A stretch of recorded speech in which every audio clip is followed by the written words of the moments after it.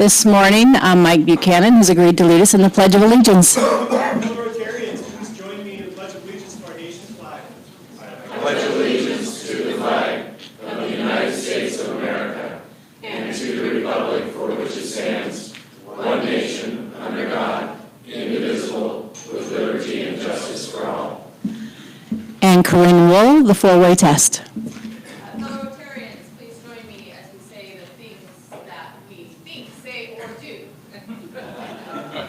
First, Is it the truth? second, Is it fair to all concerned? third, Will it build goodwill and better friendships? fourth, Will it be beneficial to all concerned? and fifth, Is it fun?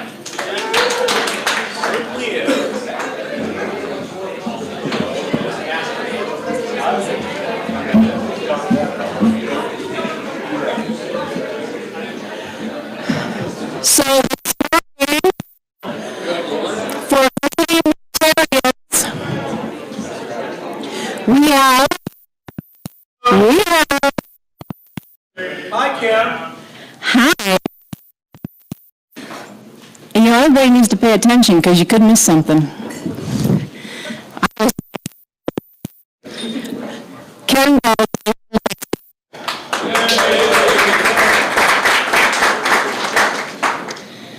and Eric. I'd like to introduce Mary Terrell. Mary and I went to high school together. Wow. I know. You went to high school? You went to high school? She went to high school. Mary was a great athlete at Olympia High School. She was on the track team, several different sports. She ran, I threw. It was one of those things, threw up a lot. She's with EXP Real Estate. Please welcome Mary Terrell.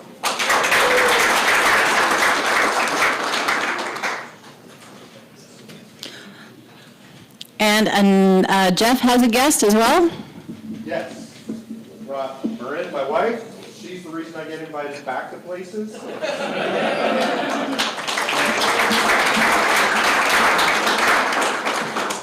And Nate Pierce. It is her last day as a guest. And of course, here, the COO of Event Support. Yes, we're excited. And Lori, don't take that bite. You're up. Transition guests are over. First of all, I want to thank everybody for embracing our book drive. Today, I see people brought books. If you forgot to bring them today, contact me and I'll arrange a time to pick them up. But thank you so much. I think we did good.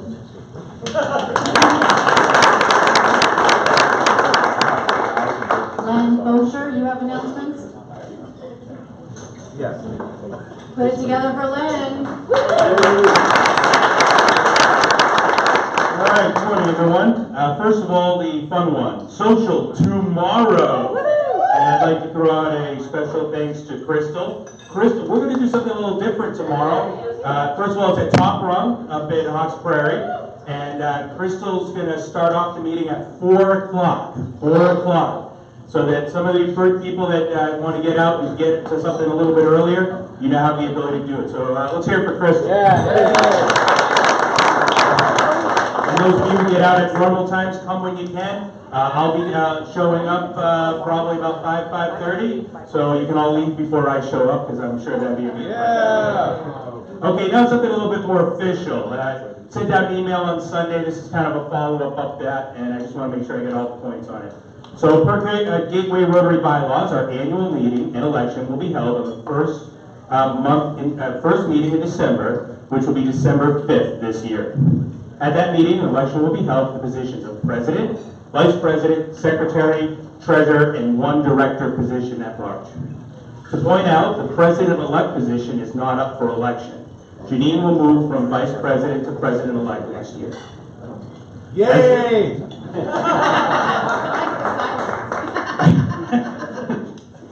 As the current President-elect, I have the job of putting together and leading a nominating committee. As we did last year, I've chosen the current President and current Vice President to be on that committee. So we'll include Kim Bauman and Janine Nizell. The nominating committee is welcoming any nominations for the club members in good standing at large. If you are interested in one of these positions or want to nominate another club member, please let any of us know by email, phone, or in person at your soonest.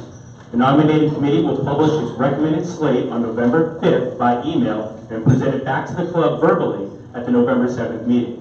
If anyone else wants to run after that slate's been presented, please let me know by the following week, November 15th, so I can make sure to have everyone appropriately added to the ballot. And again, the election will be at the annual meeting, December 5th. Thank you.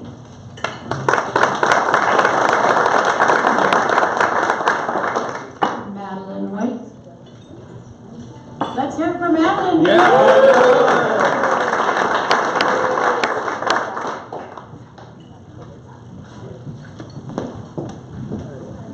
Good morning, everyone. Good morning. Good morning, Madeline. I wore my cobweb today. I took it off my wall.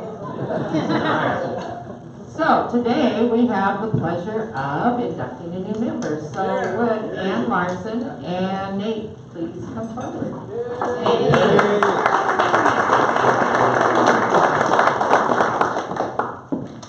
Exciting. Yes. So let's hear about Ann. 15 years in local nonprofits, including the Hands-On Children's Museum, Washington Center for Performing Arts, and the SPSCC Foundation. Went to the dark side this summer. Now running a company that helps nonprofit organizations plan and manage their events. She also serves on the Providence St. Peter Foundation Committee to plan Christmas for us, so starts listening to Christmas music very early every year. Yeah, did everybody see Jonathan Sprowski's memo? Christmas trees are going to be sold at Sprowski's tree farm soon? Yeah. Anyway, she's a fierce advocate for downtown Ole and everything local. Served on the ODA board and worked on a more vibrant downtown. She loves theater, she's a season ticket holder to the Washington Center and Harlequin Productions for many years. She's married with a blended family of 5 kids. She hasn't slept in about 10 years. She grew up a cat person, but realized as an adult that dogs are way better. Currently have one giant yellow lab named Daphne. Pre-kid hobbies: gardening, gourmet cooking, running, reading. Current hobbies: watching kids' sports activities and performances, laundry, grocery shopping.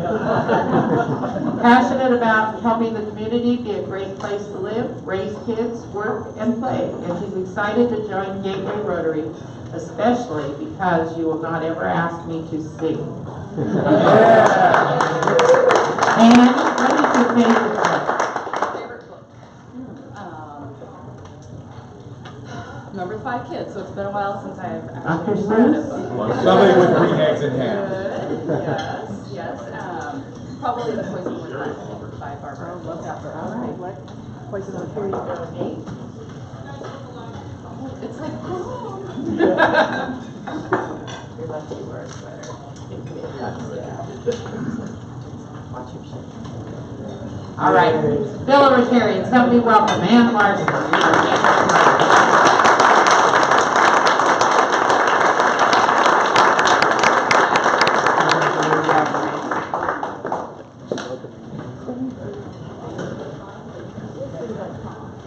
So this morning we have the pleasure of listening to Martin McElliott. So put it together for Martin.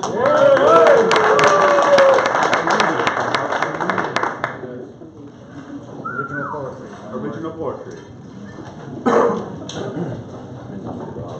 By Jack Handy. Right. So this morning I get to give my classification talk. Oh, that's nice. My classification is news media. How many of you knew that? Who knows that my company is Thurston Tom? Oh, that's good. So how many of you have had an article written about yourself, your business, or your organization? Now everybody should have their hand in here because we write about Gateway Rotary. All right. How many of you have read something negative on Thurston Tom? Nobody. I love that. So what does Thurston Talk do? Anybody? Writes good news. Good news. Positive. Positive. Celebrate the community. Do we tell your story? Yes. Yeah. We do? All right. So I'm going to tell my story of how we started. And it does involve Ken Balsley, so I'm happy that Ken's here this morning. Yay! So in 2007, we actually came up with the idea of Thirst and Talk. And the idea was, we want to bring back community to our community. And so we worked on it for about 7 months, and recession happened. And we realized that nobody was going to pay marketing dollars to a brand new company, especially during a recession. So we shelved it. And in October of 2010, so this month is officially 8 years for Thirst and Talk, we started with a crazy website, a crazy idea, because we had no views, we had no stats we could give anybody. It was basically, hey, have some faith in us that we're going to do what we say we're going to do. So with that being said, we hired our first writer. And it was a pleasure to finally have somebody be able to write besides Ken Balsley, because when we first started, Ken was actually allowing us to take his content and put it on our site. Did any of you know that? No. Yeah. Yay! Thank you, Ken. So Ken is actually a big part of our success. I think. I hope. So with that being said, we fast forward 8 years. And today I have 150 people with my organization. We have replicated it 17 times. So now we span from Vancouver, Canada to Northern California. We have the whole I-5 corridor and Eastern Washington. So I'm very proud of my team and everything that we've been able to accomplish. And I love the fact that when I ask people if we've written an article about them or their organization, everybody in this room raised their hand. That makes me feel really good, so thank you. So now on to the fun. You ready for some fun? Yes. Yeah. I am going to give my classification talk from 5 years ago, my first one. You ready? 10 things about Martin McElliott. So these are questions, and then I'm going to give you the answers, and you get to decide which is the answer, okay? So what position did I play in high school football? Was it A, quarterback, B, linebacker, C, place kicker, D, punter, or E, all of the above? All of the above. E, all of the above. Very good. How long have I been with Thirst and Talk? If you get this wrong, you weren't paying attention. A, Thurston who? B, 2 years, C, 4 years, D, 9 years, or E, since inception? E. Thank you. What is my wife's name? A, Martin is actually married. B, is it Mary? C, Melody. D, Marla. Or E, Mindy? Marla. Not Doug Mah. Not Doug Mah. That's another story. What is my favorite food? A, Martin has never missed a meal. B, the dollar menu at McDonald's. C, Blarney's breakfast. D, Swiss steak and mashed potatoes. Or E, bread and water from my time spent at Leavenworth. All of the above. D, Swiss steak. When is my birthday? Is it January 1st? Is it December 25th? Is it April 17th? Is it every year? Every year. Every year. Or is it December 1460 as I'm actually a vampire? What job have I done from this list? A, janitor. B, plumber. C, landscaper. D, realtor. E, grocery store manager. Or F, all of the above. Yeah. All of the above, yeah. So what college did I attend? Was it A, UW, go Dogs? Was it B, WSU, go Coons? Was it C, South Puget Sound Community College? Was it D, the School of Hard Knocks? Or was it E, Schoolhouse Rock? Yeah, E. It was C, I actually went to SPSEC. What is my favorite pastime? Is it A, golfing? Is it B, windsurfing? C, karaoke? D, hunting? Or E, camping. C. C, karaoke. Good job, Gary. That's all right. All right. So why did I join Gateway Rotary? For the singing. A, the time and day of the week. B, the people in the group. C, I lost a bet. D, I felt sorry for Andrew Barkus. Or E, I secretly have a crush on Mike. E. I think it was C, I lost a bet. Yeah. So what number am I thinking of right now? 74. 42. I'm thinking of the number 1. The amount of money I'm going to be fined after this. Thank you. Yeah.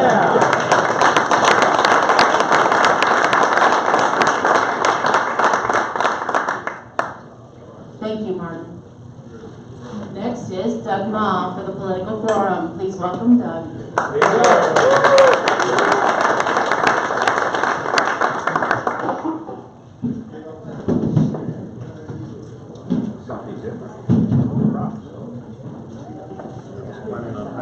Just musical chair. Right. Okay, good morning, everyone. Good morning. So today we have 2 outstanding candidates here with us today. They are running unopposed, so we want to congratulate them on their re-election here. So joining us today is Stephen Drew, the current county assessor, as well as Jeff Gadman. So we're going to try to do something a little bit different. Welcome them up.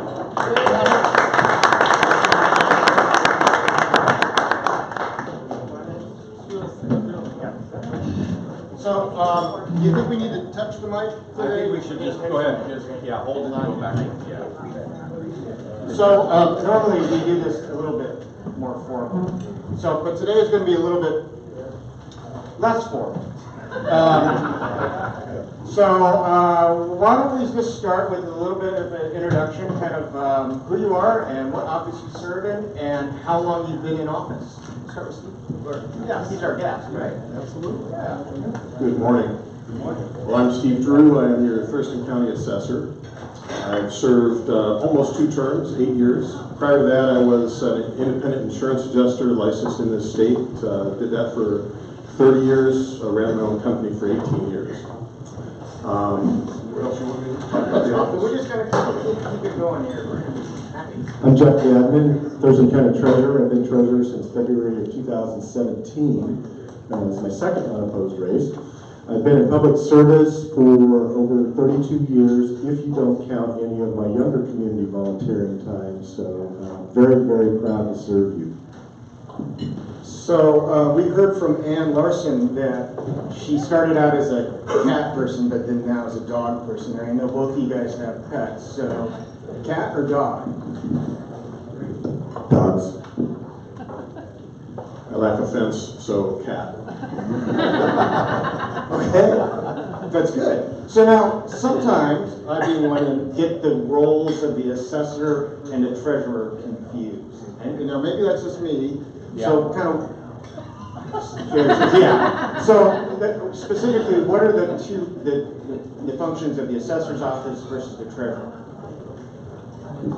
So the treasurer is responsible for collecting the money after we receive the tax roll from the assessor. And we are responsible for safekeeping that money, investing that money to help lower the tax burden, and dispersing that money for over 40 tax districts in the county. And the assessor does not do taxes. So in my office, we value all the property in the county. We inspect all property once every 6 years at least. We pick up all new construction. We administer the senior exemption program and the current use programs, so those are exemption programs.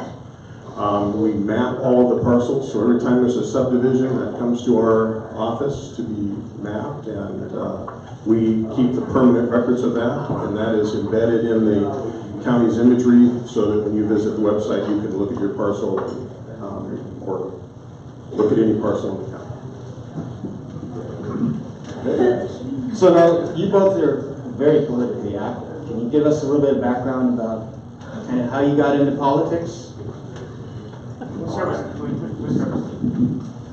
Yeah, oh my. Well, I grew up in a family that was very involved, so we had fundraisers in the house, and from the age of 5, I watched the 11 o'clock news. I've always been a night owl, so my wife ran for Senate in 1992 and served until 96. And a few years ago, she ran for Secretary of State statewide, came close to defeating one of your members.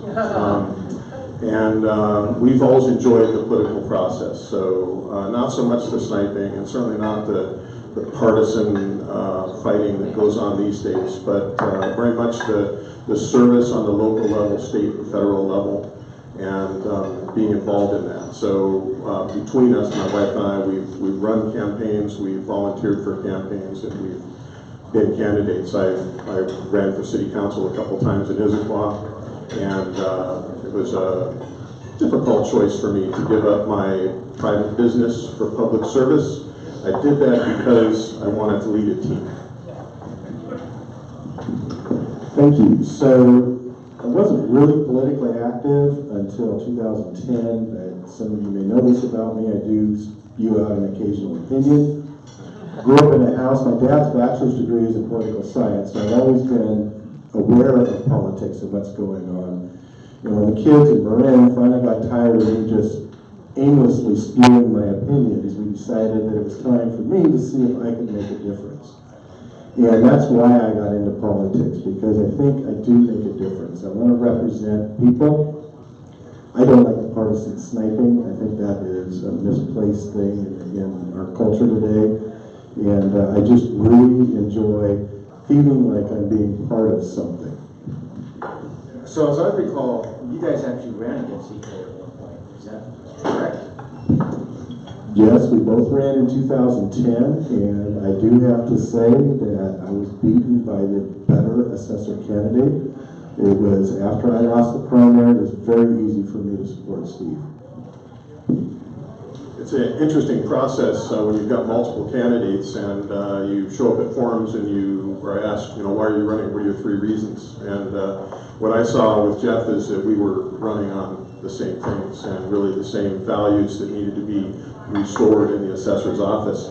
There was a moment late in the campaign, right about this point in the campaign, when you're out, you do some crazy things in campaigns. You stand on the corner and you wave signs, and wave at people and, got them, But anyway, Jeff and I happened to find ourselves at the same intersection in Lacey, and he was on one corner and I was on the other corner, and you do this for about an hour and a half to 2 hours, and by the, half hour in, I walked across the street and I was going to shake his hand and say hey, and then go to the other corner and not crowd him, but we started talking and we stood there together with our opposing signs for the rest of the time. So, yeah, we ran against each other, but we were the 2 candidates for change in the office. But now, Jeff, did you work for Steve? I did. So I started in the office in 1986, and after Steve won the election, he promoted me to one of the management staff in the office, and I worked for him from his first day in 2011 until I was appointed treasurer. So now, both your positions are partisan. Do you think they need to be partisan? Is there a Democrat or a Republican way to be an assessor or a treasurer? So, my office in Lacey's is largely an administrative office, serving basically under RCW. And it doesn't matter what your partisan what your party affiliation is, Republican, Democrat, Green Party, Independent, it doesn't matter. I have to serve everybody equally, I have to serve everybody fairly and without prejudice. And I pride myself, and I'm proud of my staff for doing just that. So there are 2 questions here. First is, should the office be partisan? I'm somewhat ambivalent on that. My feeling is that the voters have, by and large, have a short attention span, and they need as much information as they can get in order to make an informed decision. And party affiliation is a foundation for a value system. But we are a partisan system. So, you know, the debate over whether, since we're a partisan system, as a candidate, you should choose a partisan office or choose no party. My feeling is that since it's a partisan office, you should hone your party affiliation and speak to it regularly. So that's my answer. Okay, very good. So we do have some questions from the members. So Jonathan S. asks, as a county-wide elected official, your office routinely interacts with junior taxing districts such as school boards and fire districts. How do you make sure that you are meeting these district needs, and how could you better communicate with these organizations in the next 4 years? Okay, so it's a really good question, and one of the things that I started once I got into office, I put together a presentation, me and my staff, that we have offered to the taxing districts, and we will come and talk to your board meeting and describe what value you're getting from the treasurer's office, because we do provide a good value for the taxing districts. I am going to ramp up communication, regular communication with each of the taxing districts as far as our investments and stuff very soon. But the presentation is really a good one. It's about 20 or 25 minutes, and I'd be welcome, and I'll give it to any group. I've done it to a couple of outside groups, and I actually make it so it's not too bulky. So we work closely with all of the taxing districts when they get to their budget portion of their year, their budget process. And the reason is that we have to validate their budgets as lawful. And so we work closely with the financial people and with all of the taxing districts. We also do community meetings and meet one-on-one with board members that have questions about how values are determined, and we'll continue to do that. And I want to add that my office interacts with taxing districts every single day in terms of accounting for the money, receiving the money, and dispersing funds. So Janine E. has a whole bunch of questions, and I think probably the most interesting one here is, what does a day in your work week look like? Are you just sitting there in front of your computer? Are you out talking to people? I mean, what's going on in your office on a day-to-day basis? What do you do? Well, the assessor's office was experienced deep cuts in 2008. This is before I was elected. And today we still have 6 fewer employees than we had at that time. That requires a real hands-on manager as an assessor. So each day, each week, I'm checking in with all my employees and making sure that workload is dispersed, making sure that we're getting solutions to problems before they fester and develop into some pressure on timeline. You know, before I was elected, the office didn't meet most of its statutory deadlines, including when it sent out reval notices. Hadn't done so for over a decade. We meet every deadline every year, and that takes an on-hands manager. So how many staff do you have? I have 32.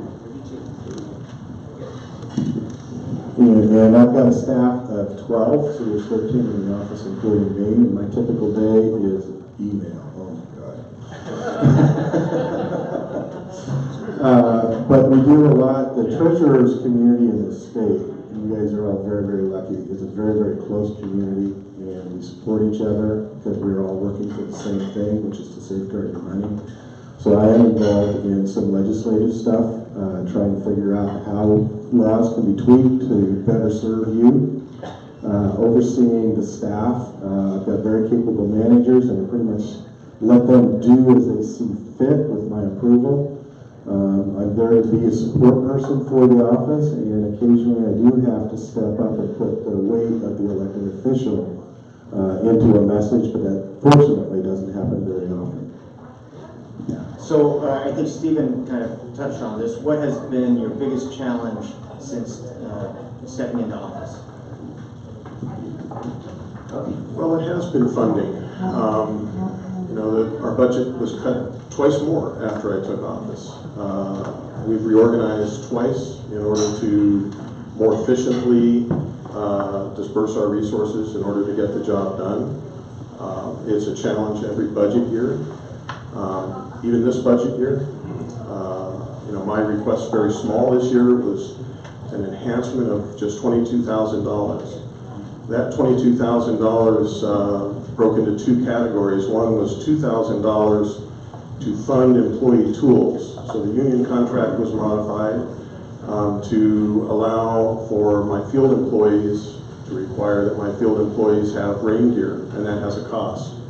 And because our budget is cut so close, we don't have the capacity to simply absorb more obligation.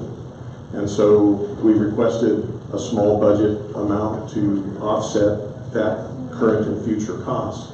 And the second budget request was $20,000 to partially fund an existing FTE.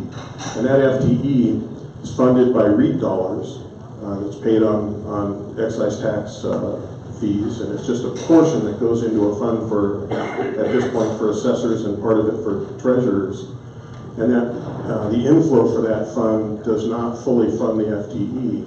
When we were authorized for the FTE, we had a significant accumulation of money in that account, and it was explained at that time that as that ran down, we would need to convert the FTE to a partially REIT-funded FTE and partially general fund position. So today I have an employee that has been trained for a year.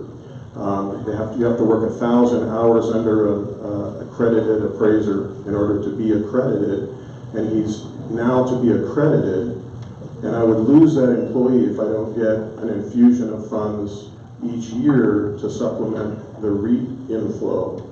And so I requested $20,000. Sadly, I did not receive that full $20,000. So, operationally, one of the biggest challenges I've had is it was time for us to decide if we needed to change banks or not. And this is a big deal. It's up to me to select the bank that is the bank for the county, and like I said, over 40 taxing districts.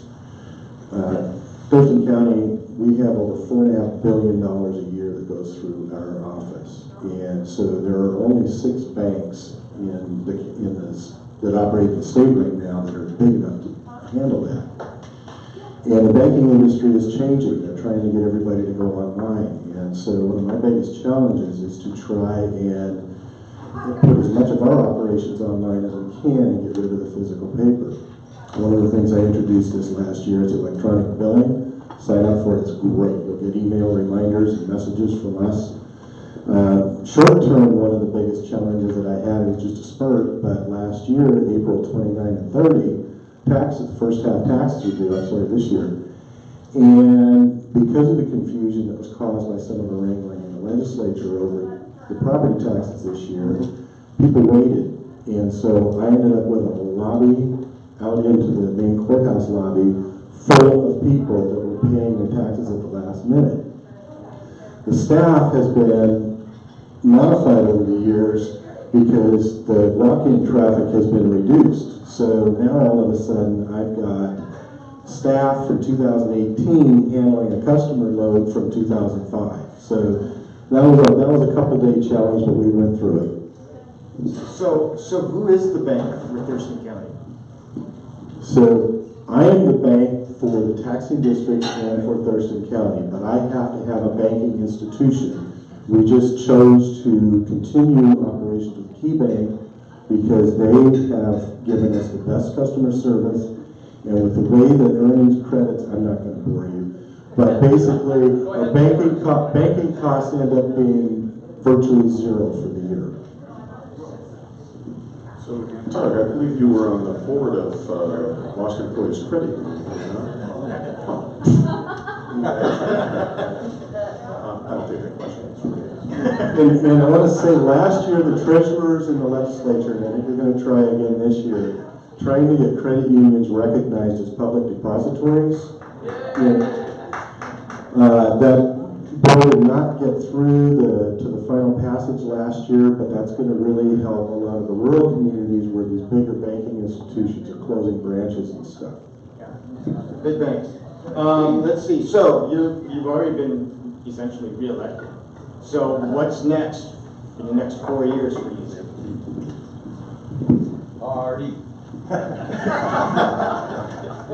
Well, a successful operation, as you know, in business, it's also true in government, is based on continuous improvement and continually assessing your short-term plan and your long-term plan and how you get there. And so in the next 4 years, we'll get almost to the precipice of replacing our appraisal and tax administrative software, which any assessor will tell you is the highest risk thing you'll ever do in your career.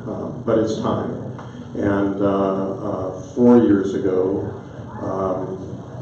the general government offices convinced commissioners to begin collecting money to put it in a fund for that replacement. So every year we put money into that replacement fund, and so we'll have enough money hopefully when the time comes for that migration.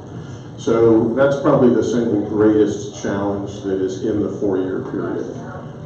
In the last 4 years and the 4 years before that, the greatest challenge was dealing with an aging workforce. So I think the average age in my office, Jeff excluded, was, what was like 53 when I was first elected, 54, and now almost everyone has retired out, and we have a younger workforce.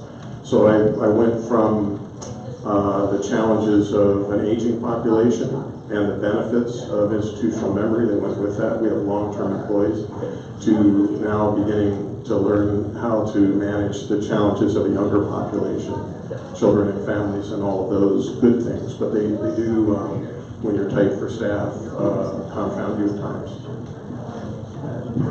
So, like Steve said, the tax and assessment administration software is probably going to be one of the biggest things that we're going to be dealing with in the next few years, because that's the foundation of our business operations.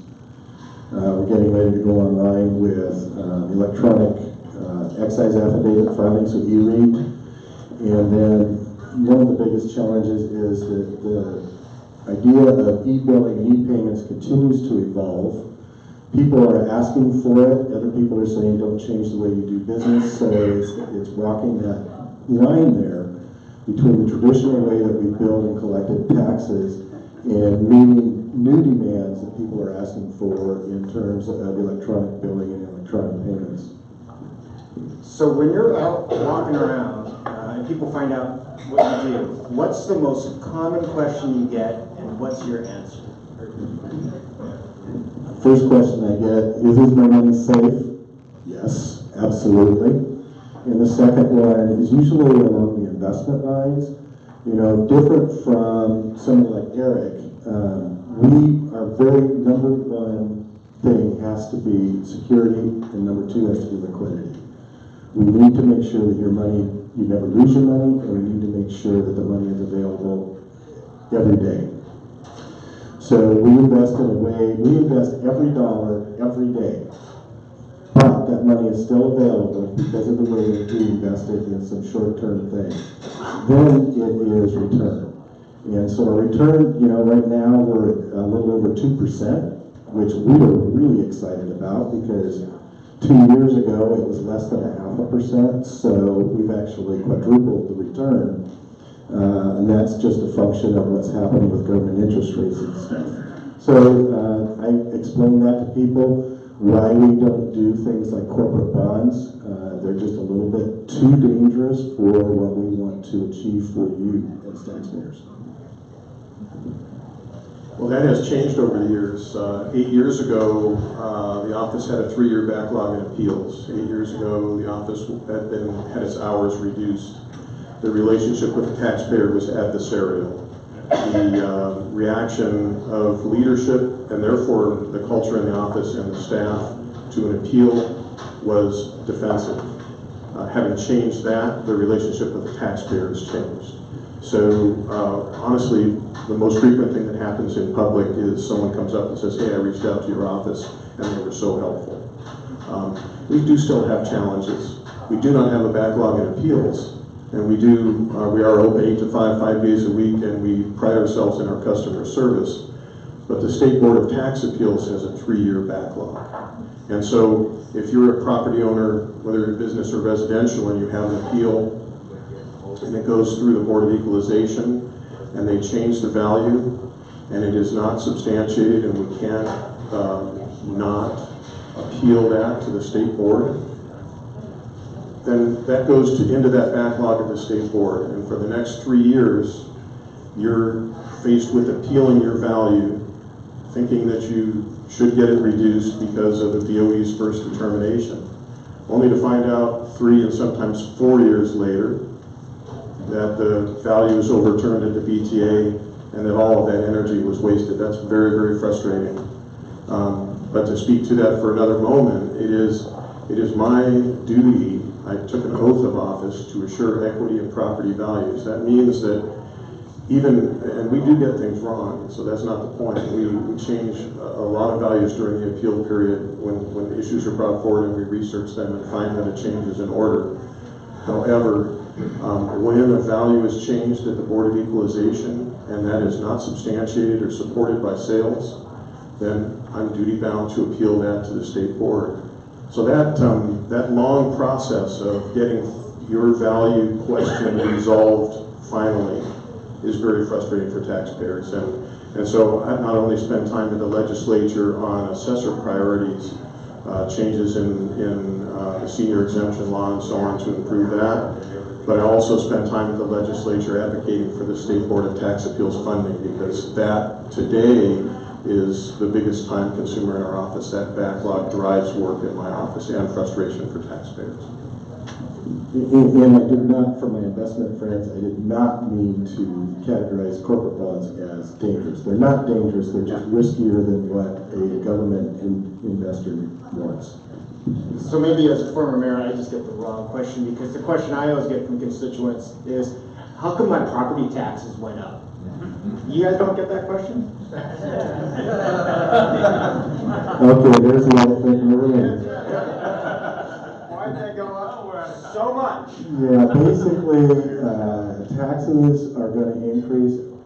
Property taxes are budget-based, so they're going to increase as, inflation. Our costs of fuel, our costs, fire district costs of fuel, equipment, electricity, all of those costs go up every year, and the property taxes are meant to support those functions. This year, we had the wonderful McCleary decision, resolution that the legislature came up with, and there's an offset between the time that the state collects money and the time that the local school districts collect money. So both entities were able to collect this year, which is part of the reason why taxes went up. Well, it's interesting, your question, because we are very much influenced by the Seattle media market. So when all the news reports in the Seattle Times and all the television news you get were talking about how the values were diving in King County, they were going down much faster than values here in Thurston County. So people were then frustrated because, hey, my value didn't go down. I'm reading and seeing that values are going down. And today, this year, last year, what they're hearing is that values are going up, 15, 20%, and that the cost of McCleary has caused a dramatic increase in their property tax. Well, we did not see that here in Thurston County. And so, we had people appeal because their value was too low. And that's an unusual thing. And so there is concern out there. I don't want to belittle that, but the level of concern that brings someone face-to-face with you in the grocery store is, I think, offset by that dynamic between what happens in King Pierce County and how people feel here in Thurston County. So we'll wrap up with kind of a little lightning round here. So you guys have very serious jobs. What do you do for fun? Camping, hiking, motorcycling, grandkids. So we do boating and camping. Spent quite a bit of time on Mount Rainier hiking this year, and did some berry picking also. So complete the following sentence. My favorite place in Thurston County is... The Barnes. So it's a bay on the east side of Squaxin Island. So if you figure where Boston Harbor is, and you can see Squaxin Island, if you go around the corner there's this little cove there. And whenever we're out in the water, we drop anchor there and sit and read a book, and it's like you're a million miles away. It's my favorite That's place. because that's Mason County. Yeah. Well, that's technicality. So good hand for our candidates. Thank you very much.